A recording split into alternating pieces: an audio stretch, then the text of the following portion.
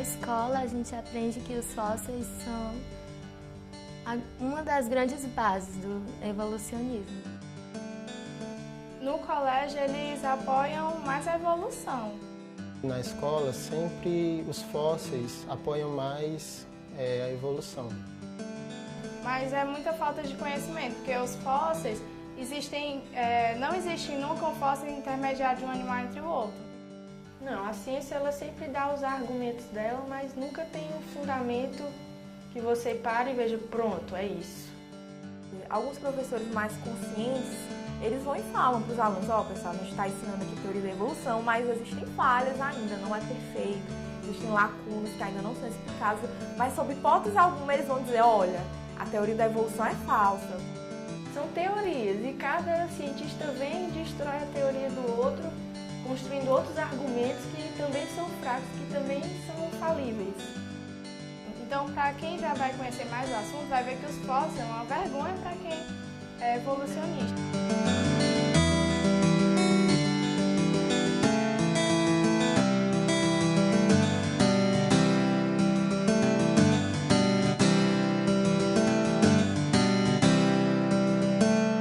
Com todos os efeitos especiais da cinematografia de hoje, nem sabemos mais o que é real e o que é fictício.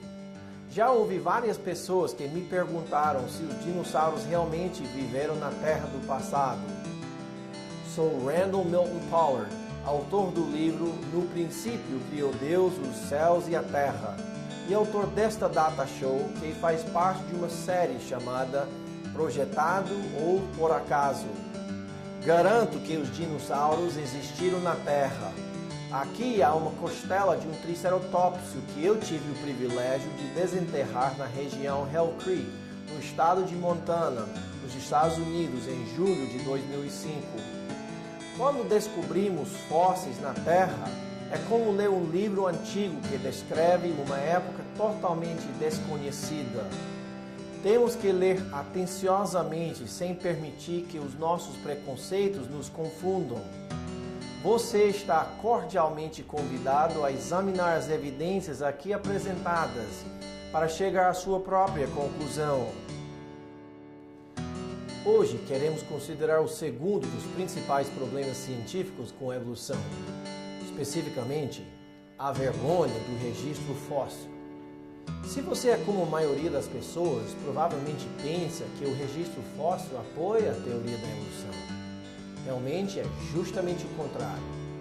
Começamos então com uma definição da palavra fóssil. Conforme o dicionário comum, um fóssil é um organismo que era vivo, porém, ao morrer, foi transformado em pedra. Devido ao fato de existirem bilhões de fósseis na Terra, Charles Darwin tinha certeza que com bastante tempo para descobrir mais fósseis, seriam encontrados os fósseis de todas as formas transicionais entre uma espécie e outra de animais. É bom ouvir a opinião dos próprios evolucionistas, como do Pierre Grasset e Steven Stanley. Os naturalistas têm que lembrar que o processo da evolução é revelado somente através dos fósseis. Um conhecimento da paleontologia é, portanto, um pré-requisito. Somente a paleontologia pode fornecer a evidência da evolução e revelar sua direção ou seus mecanismos. Enquanto muitas inferências são derivadas de organismos vivos, temos que examinar o registro fóssil para adquirir as provas finais de grandes mudanças. Na ausência do registro fóssil, a credibilidade dos evolucionistas ficaria severamente enfraquecida. Poderíamos questionar se a doutrina da evolução se qualificaria como algo mais do que uma hipótese ridícula. Por exemplo, os evolucionistas alegam que os peixes se transformaram em anfíbios e os anfíbios se transformaram nos primeiros répteis. Só que entre os peixes e os anfíbios não há nenhum animal hoje que mostra essa suposta transformação. Mas no registro fóssil há bilhões de fósseis de peixes. Certamente entre eles, se a evolução for um fato, os paleontólogos encontrarão fósseis das formas transicionais. Algo entre o peixe e o anfíbio. É daí que eu tiro o título desta palestra. Os paleontólogos descobriram que existe uma ordem relativa nos fósseis da Terra Quer dizer, se tirasse um bloco vertical de pedra sedimentar da Terra, poderia observar, teoricamente, o que eles chamam da coluna geológica. Nesta coluna, ou bloco de pedra, normalmente encontram-se os fósseis de organismos supostamente mais simples lá embaixo e os fósseis de organismos supostamente mais complexos, como os de dinossauros e mamíferos, mais em cima. Eles interpretam isto como evidência que apoia a evolução, dizendo que os organismos mais simples evoluíram-se primeiro e foram enterrados primeiro, há milhões ou centenas de milhões de anos. Eles alegam que cada camada sucessiva de pedra representa a passagem de milhões de anos numa espécie de acumulação sedimentar. Mas isto tudo é apenas uma interpretação da evidência.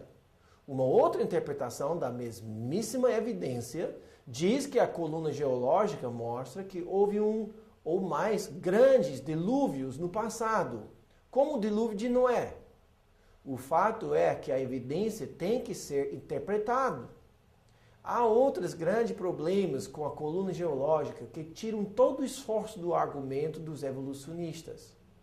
Primeiro, os supostos organismos mais simples, como os trilobites, não são tão simples.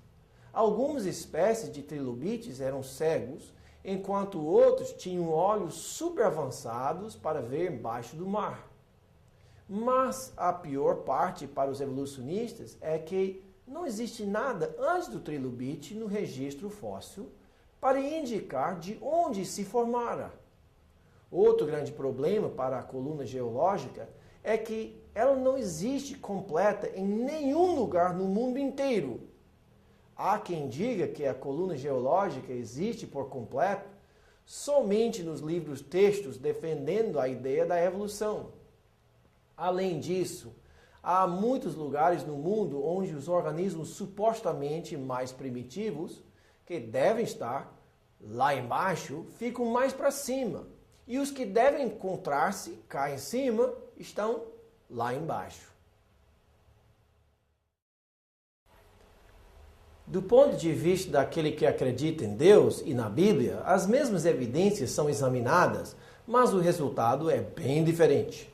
Em vez de dizer que cada camada representa a passagem de milhões de anos, ele diria que todos os organismos foram enterrados rapidamente numa série de eventos catastróficos, na época do grande dilúvio de Noé. O evolucionista não pode admitir esta ideia, desde que a crença em Deus e na Bíblia derrubaria por completo o esquema deles.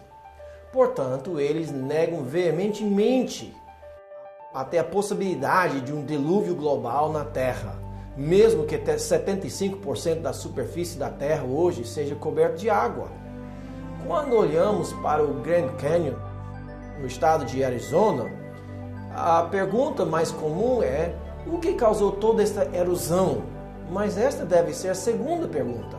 A primeira pergunta deve ser: o que depositou todas estas camadas horizontais de pedra sedimentar? Se tivesse sido o gradualismo, por que as camadas não sofreram erosão entre elas? Porque são tranquilamente uma após outra. Aquela banda branca de pedra é o arenito coconino, tem 100 metros de espessura. O Grand Canyon é enorme e todas essas camadas de sedimentos são suficientes para cobrir o estado de Ceará até 3 quilômetros de matéria. A coluna geológica faz mais sentido como evidência de um grande dilúvio no passado. Uma coisa podemos admitir: se a evolução tivesse acontecido no passado, o registro fóssil devia evidenciá-la. Só há um detalhe: é justamente o contrário. Em vez de ter milhões ou milhares ou centenas ou até dezenas de exemplos de formas transicionais entre as espécies que serviriam de evidência apoiando a mitologia do darwinismo, o que realmente se descobre é uma escassez onde devia haver fósseis de muitos organismos transicionais. David Raup, outro evolucionista, escreveu: em vez de encontrar um desencadeamento gradual de vida, O que os geólogos da época de Darwin e os de hoje realmente encontram é um registro altamente irregular, esporádico, quer dizer, espécies aparecendo muito repentinamente, mostrando pouca ou nenhuma mudança durante sua presença no registro e depois desaparecendo abruptamente. Além disso, nem sempre fica bem claro que os descendentes foram mais aptos do que os seus antecessores. Isto é uma confirmação do que a Bíblia ensina, de um mundo destruído por um grande dilúvio. Já consideramos alguns problemas da coluna geológica, que primeiro é interpretada, complexa, incompleta e contrária. Agora queremos tratar este tema do registro fóssil. O primeiro aspecto é as lições do registro fóssil. O que é que aprendemos sobre a evolução ou sobre o criacionismo baseando-nos no registro fóssil? É interessante este nome, registro fóssil. Significa que Deus nos deixou um registro de eventos do passado escrito em pedra. Para a gente não perder a lição, como é possível que para tantos hoje na comunidade acadêmica a ficha ainda não caiu?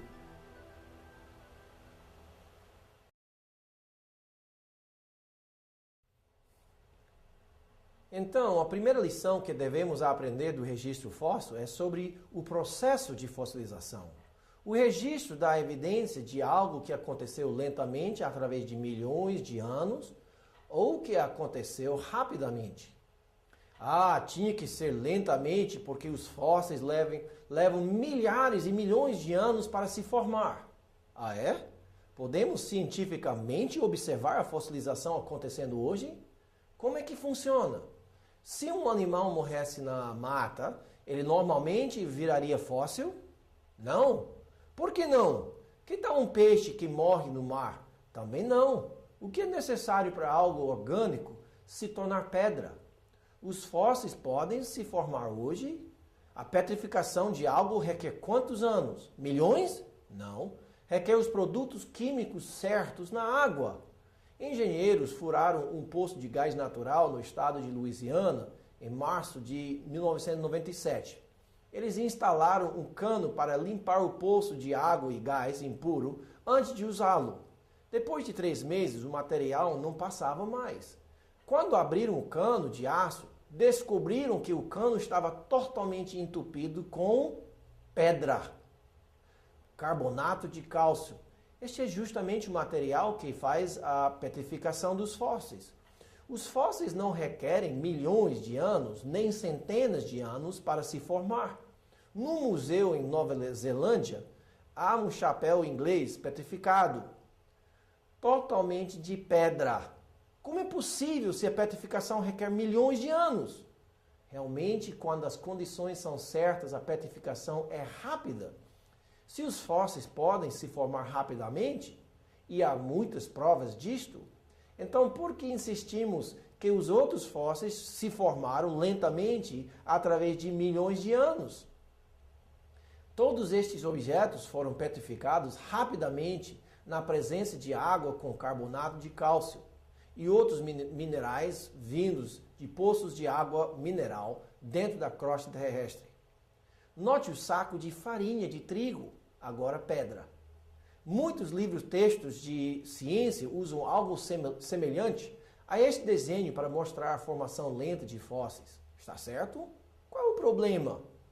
Os peixes afundam depois de morrer? Não. O que realmente acontece é mais semelhante ao segundo desenho. Quer dizer, fora de algo catastrófico, animais mortos não se transformam em fósseis. Se a fossilização foi resultado de processos lentos de sedimentação acumulando para enterrar o animal, como seria possível preservar tantos animais inteiros? Nunca aconteceria assim. Então, realmente, a fossilização tem que ser rápida ou nem aconteceria. No caso deste Edmontosauro, Vocês acham mais fácil acreditar que ele morreu naturalmente, caiu no chão e nenhum animal ou organismo que se alimenta de carniça mexeu com ele durante milhares de anos enquanto esperava ser enterrado em sedimentos e transformar-se em pedra? Ou que morreu e foi enterrado rapidamente na lama de uma grande enchente? Então, a primeira lição que devemos aprender do registro fóssil é que faz muito mais sentido entender que se formou rapidamente no enterro rápido, na água, com os minerais certos presentes. Então, a fossilização pode acontecer hoje, sim, só que não a observamos acontecendo com bastante frequência para justificar o que encontramos nas pedras. Obviamente, houve uma grande matança no passado que matou e enterrou rapidamente bilhões de organismos com água e lama. 95% dos fósseis são mariscos, invertebrados, e os demais são principalmente peixes. Fósseis de mamíferos terrestres são extremamente raros. Aparentemente, a grande matança começou com um grande desastre nos mares. Estranho como isto combina perfeitamente com a descrição bíblica de um grande dilúvio, onde a Bíblia diz: romperam-se todas as fontes do grande abismo. A segunda lição que devemos aprender do registro fóssil é sobre o número de fósseis. Onde os fósseis se encontram? Somente no Brasil? Não. No mundo inteiro. Há vastas áreas de centenas de quilômetros quadrados, de até 1 quilômetro de profundidade, ou mais, cheias de fósseis. Há bilhões e bilhões de fósseis. Como aconteceu tudo isto? Lentamente, camada após camada, como supostamente está acontecendo hoje? Foi isto que Charles Lyell ensinou, e toda a geologia evolucionária está baseada nessa ideia errônea, chamada uniformitarismo. Quer dizer, as camadas de pedra sedimentar foram formadas lentamente através de um processo de sedimentação, pouco a pouco, ao longo de milhares e milhões de anos. Então, os evolucionistas têm dois grandes problemas aqui. Primeiro, a quantidade de fósseis. Há muitos. Eles não estão sendo formados assim hoje. Segundo, a necessidade de milhões de anos para enterrar os organismos. A evidência não mostra isso. O que se torna óbvio para qualquer observador honesto é que o registro fóssil formou-se como resultado de uma ou mais catástrofes. Se a sedimentação fosse lenta, através de milhares e milhões de anos, algo está errado no registro fóssil. Em Scroggins, da Nova Escócia, Canadá, observamos vários exemplos do tronco de uma árvore petrificada atravessando o que seria milhares ou milhões de anos de sedimentação. Como é possível? Conforme a ideia de uniformitarismo, era necessário que este tronco de árvore ficasse na posição quase vertical durante milhares de anos, esperando a sedimentação acumular-se ao seu redor? Só há uma explicação. Estas árvores foram enterradas violentamente embaixo de muita lama e sedimentação rápida. Às vezes, esqueletos completos são descobertos quase perfeitamente intactos na rocha. Em outros casos, os fósseis estão completamente misturados e desarticulados. Você pode imaginar um dinossauro como este camarossauro, que costumeiramente chegou até uns 18 metros, sendo enterrado numa fina camada de pedra sedimentar? No estado de Utah, nos Estados Unidos, no Parque Nacional Dinossauro, num único penhasco foram descobertos tantos ossos de dinossauros que eles decidiram deixar no lugar para os visitantes verem como realmente foram descobertos. Esta camada de pedra tem uns 10 metros de espessura e é cheia de centenas de ossos de vários tipos de dinossauros. Como foi que isso aconteceu? Lentamente? Pouco a pouco? Tanto no caso destes ossos desarticulados, quanto nos esqueletos completos, se torna óbvio que isto não é evidência de um processo lento de enterro através de milhares de anos. Aconteceu rapidamente como resultado de alguma enchente enorme no passado. O registro fóssil se torna uma vergonha total para os evolucionistas, mas combina perfeitamente com o que a Bíblia ensina. A prova mais importante de qualquer teoria científica é sua capacidade de acertar nas predições. No caso de darwinismo, se fosse a verdade, então, no registro fóssil devíamos descobrir a evidência de que um organismo evoluiu-se em outro com formas transicionais por todo lado. Se a Bíblia for correta, devemos descobrir no registro evidência de um grande dilúvio e não de animais em transição de uma espécie para outra. Vamos ver o que os evolucionistas têm a dizer em referência ao que realmente se encontra no registro fóssil. O registro fóssil conhecido não documenta um único exemplo de evolução filética que tenha realizado uma transição morfológica importante. A ausência de evidências fósseis dos estágios intermediários entre as principais transições em delineação orgânica tem sido um problema persistente e inoportuno para os cálculos gradualistas da evolução. Nenhum evolucionista verdadeiro, que é gradualista, que é adepto do equilíbrio pontuado, usa o registro fóssil como evidência em favor da teoria da evolução, em contraposição à da criação especial. E Michael Denton, no seu livro A Evolução, Teoria em Crise, diz: não é que a paleontologia tenha falhado somente em produzir os elos perdidos, os quais Darwin tanto esperava, porém, as grandes transições teóricas do modelo evolucionista, como répteis para pássaros, parecem cada vez mais uma fantástica ficção científica do que uma teoria séria. Além das lições do registro fóssil, há as lacunas no registro. As lacunas também representam uma grande vergonha para os evolucionistas, porque em vez de apoiarem a teoria deles, são provas escritas nas pedras. As lacunas falam de falta das formas transicionais entre uma espécie e seu suposto herdeiro. Seria impossível examinar todas essas lacunas, ou seja, elos perdidos, porque há tantas. Em vez disto, queremos examinar apenas 4 das lacunas enormes da evolução no registro fóssil. Mas antes disso, vamos ilustrar o problema de lacunas no registro fóssil. Conforme a teoria darwiniana da evolução, cada espécie de animal evoluiu de uma outra espécie que tinha características semelhantes. Mas cada desenvolvimento tinha que ser preservado pela seleção natural. Significa que somente mudanças positivas seriam preservadas e passadas para os descendentes. Se realmente tivesse acontecido desta forma, o que devemos descobrir no registro fóssil seria uma série de fósseis mostrando o progresso no desenvolvimento de características novas.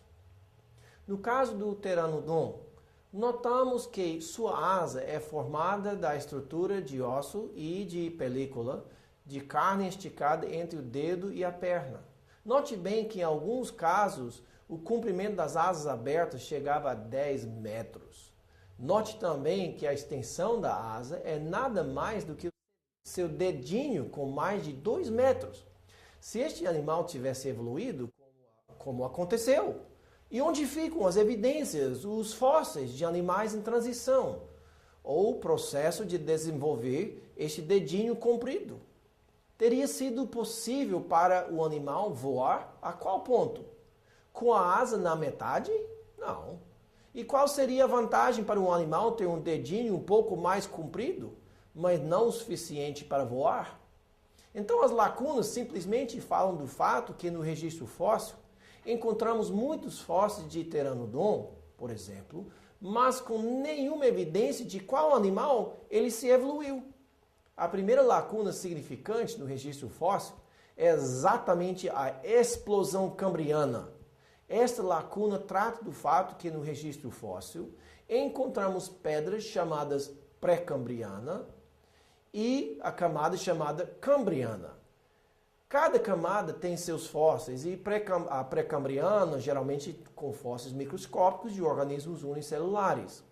Mas de repente na camada seguinte, imediatamente sobre a pré-cambriana, há uma explosão de organismos complexos, invertebrados, como os trilobites, totalmente desenvolvidos, sem nenhuma forma transicional.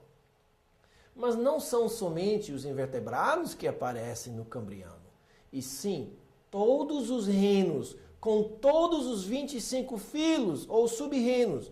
Não é de estranhar, então, que os evolucionistas fiquem envergonhados com esta explosão de vida, sem nenhuma pista referente a como aconteceu.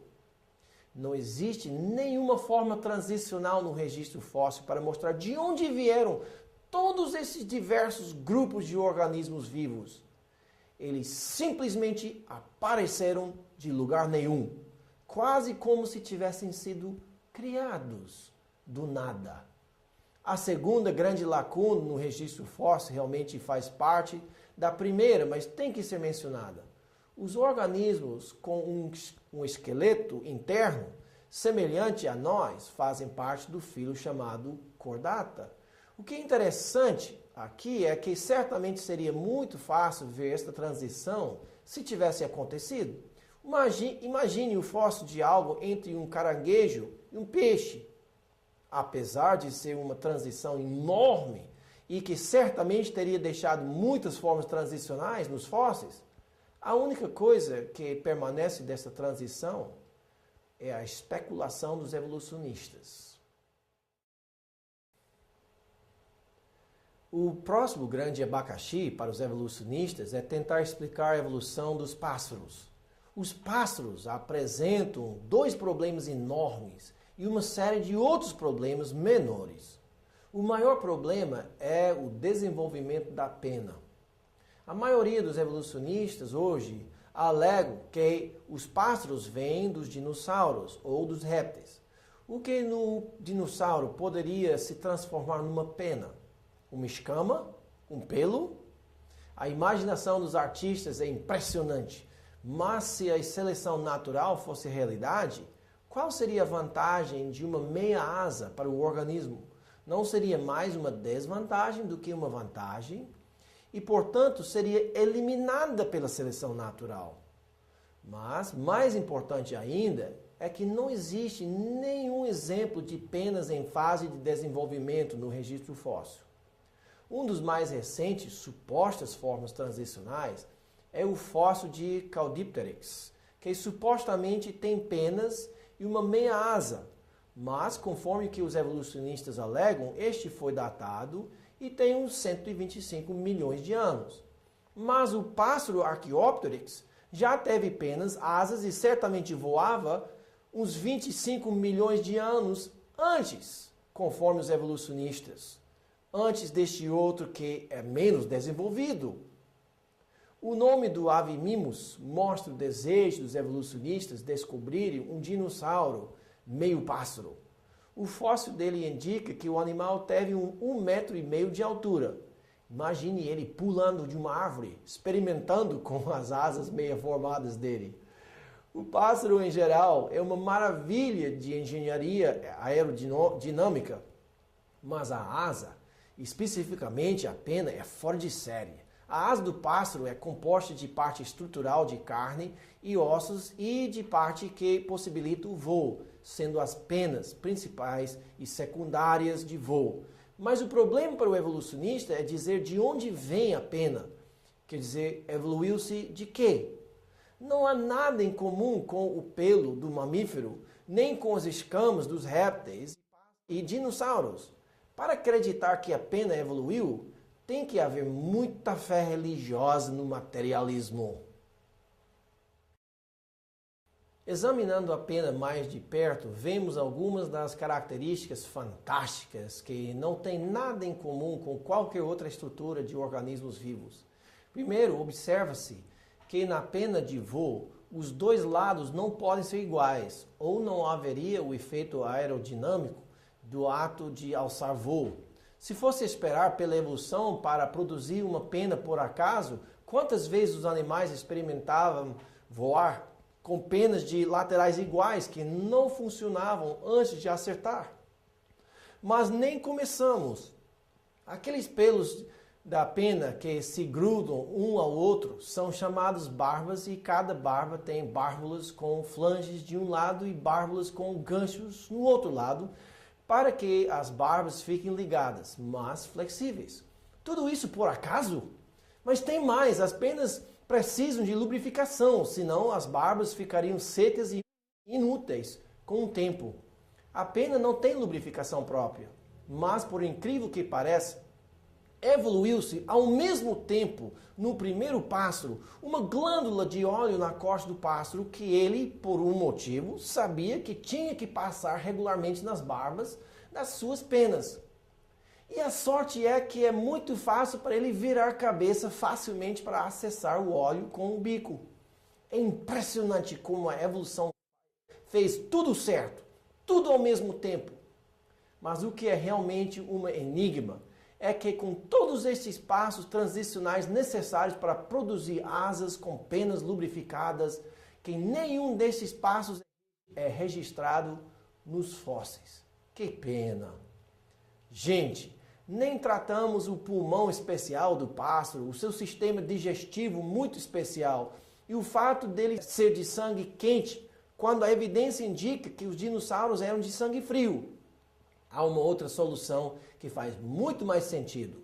Como diz na Bíblia, criou, pois, Deus os grandes animais marinhos e todos os seres viventes que rastejam, os quais povoam as águas, segundo as suas espécies, e todas as aves, segundo as suas espécies.